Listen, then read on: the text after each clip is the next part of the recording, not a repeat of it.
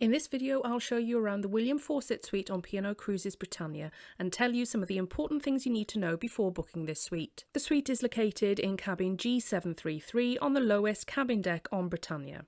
It's a B5 grade suite and sleeps up to 4 people, 2 of which are in a double sofa bed. While it's a wonderful suite to cruise in with an amazing balcony, there are a couple of things you need to know if you are staying in this suite. So let's have a look around. As you can see from the deck plan, the cabin is located right above the live lounge, and I'll talk a little bit more about that later.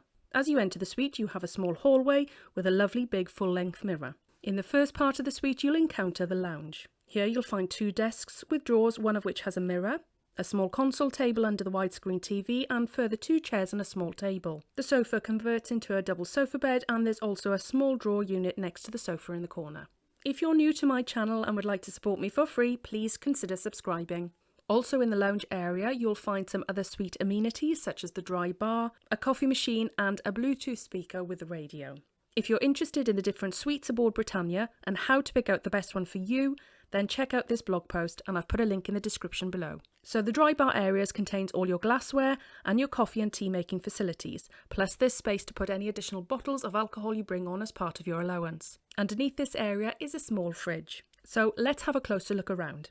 Here you'll find one of the cabin phones, the Nespresso coffee machine and the radio and digital Bluetooth speaker, which is great for connecting to your phone to play some music. The console table under the TV also has a drawer, which is great for additional storage. The vanity table is situated right next to the window, which means it's got great light in the daytime. Plus there's an overhead light too. The only letdown with this area is that there aren't any plug sockets. Next to the sofa bed is a small set of drawers. We purposely didn't use these because they're a great place to store things and then completely forget about them when you eventually vacate your cabin at the end of your cruise. The main cabin storage is in the hallway leading from the lounge to the main bedroom, and there's plenty of it. The small single unit at the end is all shelving, and in here you'll also find the cabin safe. It's quite a small safe and you'll only be able to fit in passports, money and wallets, and it's definitely not large enough for an iPad or a laptop. In the double wardrobe next to it, you'll have some low hanging space, perfect for shirts and trousers, and then some more shelves.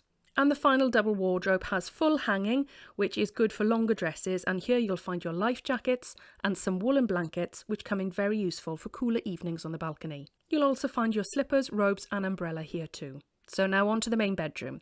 The queen-size bed can be converted into 2 singles, and in the main bedroom you'll also find 2 nightstands, each with a small shelf and 3 drawers. There's also a vanity desk here and also your second widescreen TV. Above the bed, as well as the main lighting, there's some small strip lighting which offers more subdued lighting options. The only thing I'd comment on with the main bedroom is that the nightstands could do with some individual reading lights and perhaps a plug socket. The vanity desk has a small mirror and, unlike in the lounge, it does have some plug sockets. In one of the drawers here you'll find the hairdryer. The Jack and Jill style bathroom has doors leading both from the lounge and the hallway between the lounge and the main bedroom. It's a split bathroom with separate bathroom and toilet areas, which can be useful if you're a family staying in this suite. And here you can see how they connect together. The main bathroom is spacious and has a whirlpool bath and a separate shower. The sink area has some shelving and wide space for storage. The shower is powerful and there's a nice big shower cubicle with a door, so thankfully no shower curtain here. Complimentary amenities are also included. Here you'll find White Company shower gel and shampoo. You'll also receive a small pamper pack of 2 other White Company products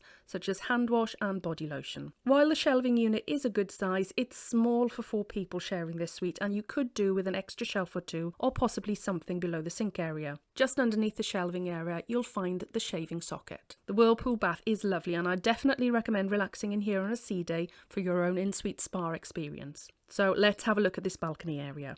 The balcony can be accessed either through the lounge or the bedroom and provides glorious wraparound views.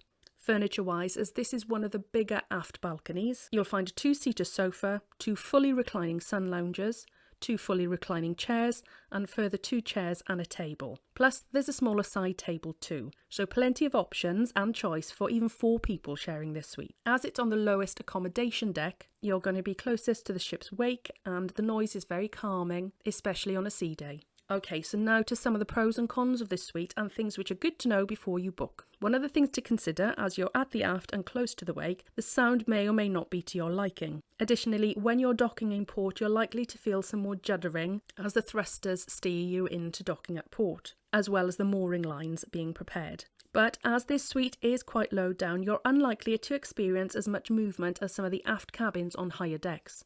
On the plus side, it's a great location if you're sailing as a family, as you're quite near to the Reef Kids Club, which is just a short journey up to deck 17 in the aft lifts. If you've chosen select dining, it's also a great place to access the Oriental restaurant on deck 6, as well as the Horizon Buffet on deck 16 and the gorgeous Sunset Bar and aft-facing terrace pool. However, it's probably the suite which is furthest away from the Epicurean restaurant, which is an exclusive benefit for suite guests. It's quite of a trek to the front of the ship, on the opposite side, and then up several decks to deck 17. There are two more important things to know about this suite which might make or break it for you. One of these is that it is located right over the aft smoking area on deck 7 on the starboard side. Depending on whether you smoke or not, this suite might be in the perfect location or in the worst location. We don't smoke, so the smell was quite off-putting for us, and we could even smell it on a sea day. The other important thing to know is that this suite is located directly over the live lounge. If you're someone who doesn't like late night noise, then this might not be the best suite for you, as you can clearly hear the low bass notes from the band below. Additionally, the live lounge has rehearsals during the day. While we didn't find the noise oppressive, we could still clearly hear it. As you can see here, I've pointed out where the cabin is located, right above this part in the live lounge. So let me know if you have any questions about this suite, and if you found this video helpful, please subscribe. I've got other videos of P&O Cruises suites on my channel, such as these aft suites on Avia and Iona, so why don't you check them out now?